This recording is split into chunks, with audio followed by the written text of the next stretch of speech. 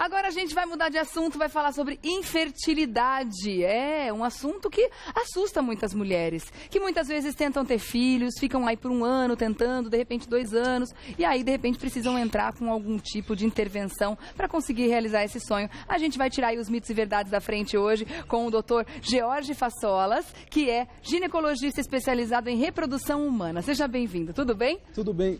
Também, tudo jóia, graças a Deus.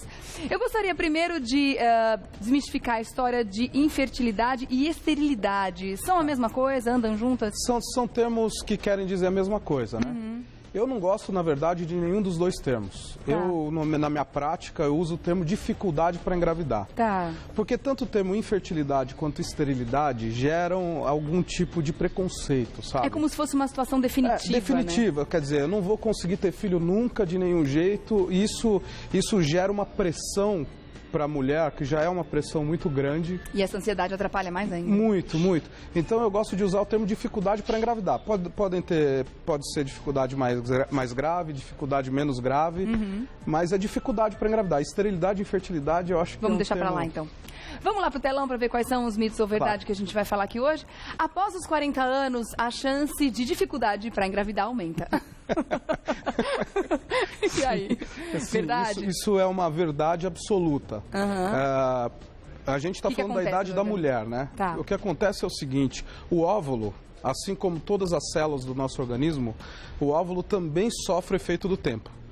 Ele também envelhece, a gente pode dizer. Ele também envelhece. Tá. E quando o óvulo envelhece, ele tem uma perda de qualidade. E quando ele tem uma perda de qualidade, você tem uma diminuição na chance de engravidar.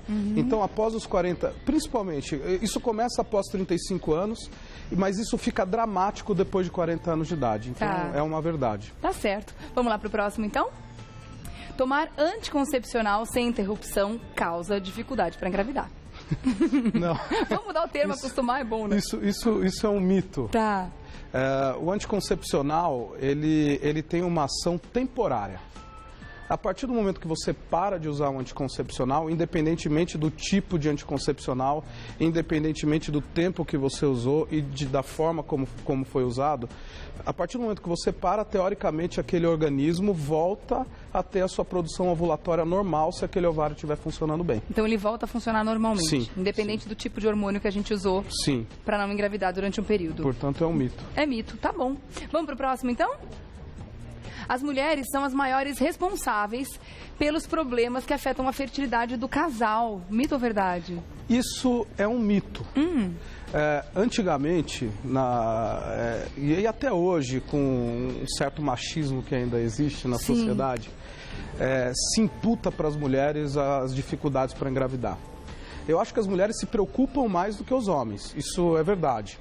Mas, hoje em dia, os estudos mostram que tanto a mulher quanto os homens, eles têm responsabilidades praticamente iguais nas dificuldades para engravidar, portanto é um mito. Por isso os dois têm que ser investigados num processo Sempre os dois. em que há uma dificuldade para engravidar. Sempre os dois. Agora a gente vai falar também sobre obesidade. Ela pode levar a essa dificuldade também, doutor? Sim, isso é verdade. Verdade. E não podemos desprezar isso.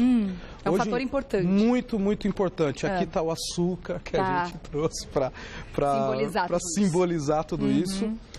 Hoje em dia, a obesidade, ela leva a alterações metabólicas muito importantes no organismo, que podem levar a várias e várias doenças. Mas, falando um pouquinho de infertilidade, dificuldade para engravidar, enfim, o que acontece? As células adiposas, elas produzem um hormônio que pode afetar a ovulação. Então, mulheres com índice de massa corpórea maior do que 35, principalmente, elas podem sofrer de anovulação. O que é anovulação? É dificuldade para ovular. E se essa mulher não ovula, ela não vai engravidar. A boa notícia é o seguinte, vários estudos muito importantes mostram que quando essa mulher que está com índice de massa corpórea maior do que deveria, se ela emagrecer 5% do peso, não é que ela precisa emagrecer para chegar no índice de massa corpórea menor do que 35, porque isso às vezes é difícil. em algumas situações, mas se ela emagrecer 5% do peso, ela já volta aos parâmetros ovulatórios normais. É mesmo? Sim, então é muito importante ficar atento. Então o ciclo dessa mulher também fica muito irregular. Muito, né? A ovulação leva a ciclo irregular, né? Tá. Então é um dos sinais de dificuldade ovulatória. Por causa da muito comum na obesidade, então é verdade. Olha só. Já que você está falando do açúcar, vamos falar também desses outros fatores que também podem prejudicar a fertilidade da mulher ou não sei se do homem. Vamos começar a falar também, sobre esse vilão aqui. A obesidade, inclusive a gente falou muito da mulher, mas também afeta... na produção de espermatozoides? Afeta na produção de espermatozoides. É mesmo? É uma coisa um conhecimento um pouco mais novo, mas hoje a gente vê homens que conseguem também emagrecer 5 a 10% do seu peso quando estão com índice de massa corpórea maior do que deveriam. Tem a produção regularizada. Também começa a ter uma produção melhor de espermatozoides. Ah, que interessante. E o cigarro pode atrapalhar em quê? O cigarro é o grande vilão hoje, né, do mundo, né?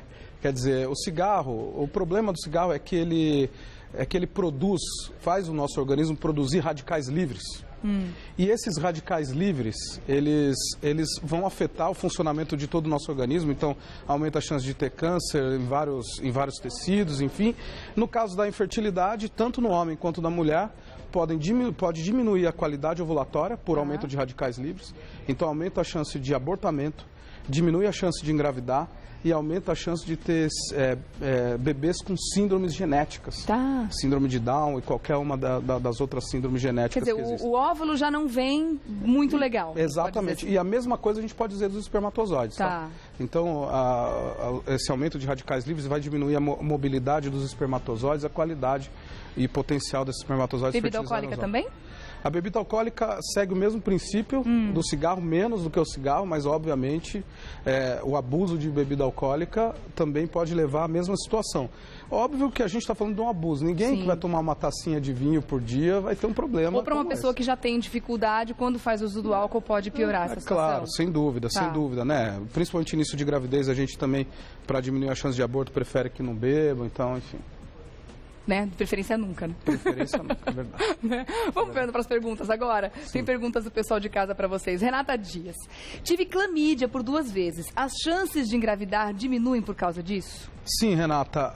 A clamídia, ela é uma bactéria que afeta muito os órgãos pélvicos, que são esses órgãos que ficam embaixo do umbigo.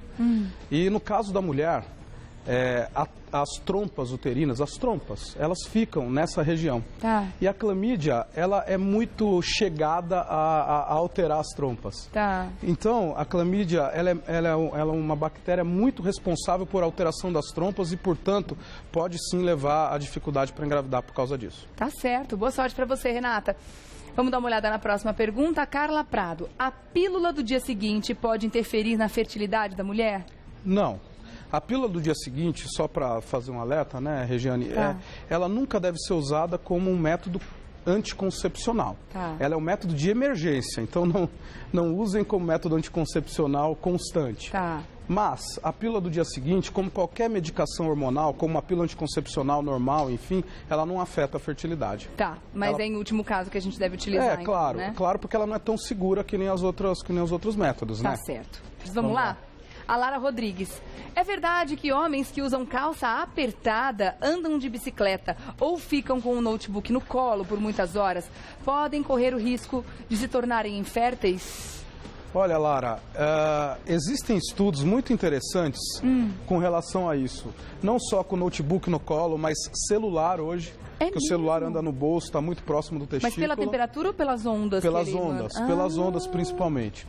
Que loucura. O fato é, o que nós sabemos, então isso não tem uma definição, são coisas muito novas, é uma tecnologia relativamente nova, mesmo notebook, enfim. É uma tecnologia que tem que ser aliada a um comportamento, né? Por isso que é difícil estudar, exatamente isso, e uma coisa que vai demorar anos para a gente ter um estudo estatístico importante sobre isso. Mas o que nós sabemos é que o aumento da temperatura do testículo pode diminuir realmente a produção de espermatozoides. Então, tem um estudo muito interessante que mostra que homens que frequentam sauna mais do que 3 vezes por semana pode ter uma diminuição da produção de espermatozoides. Verdade? Banho de banheira com água muito quente também, durante várias vezes por semana, pode diminuir a produção de espermatozoides. Jacuzzi, furou, tem que tomar cuidado com tudo isso, então. Isso mesmo. Pois é. É o que a gente fala do equilíbrio, né? É isso. Tudo que a gente faz na vida com equilíbrio Esse não é o traz dano para a saúde. Regiane, eu concordo com você. Eu acho que no campo médico, em qualquer campo da vida, se a gente tiver equilíbrio, a gente vai ter uma qualidade de vida boa. É verdade. E a fertilidade faz parte da qualidade de vida, né? Tá certo. Lara, obrigada pela sua pergunta também. Doutor, agradeço a sua presença aqui. Obrigado a você. Muito importantes esses esclarecimentos realmente, porque a gente sabe que quando a gente entra nesse campo, né, da gestação, do sonho de formar uma família, a gente entra muitas vezes numa situação, num momento muito delicado da vida daquelas pessoas, né? E justamente para tirar um pouco dessa ansiedade que esse momento gera, o esclarecimento nessa parte é bem importante. Obrigada. Muito obrigado a vocês pela oportunidade. Eu vou deixar aqui o site para você fazer contato com o Dr. Georges Fassolas, que é ginecologista especializado em reprodução humana. www.vivita.com.br. É isso? É isso. Vivita.com.br. Muito obrigada pela presença aqui, viu? Obrigado. Até uma próxima. Tchau, tchau.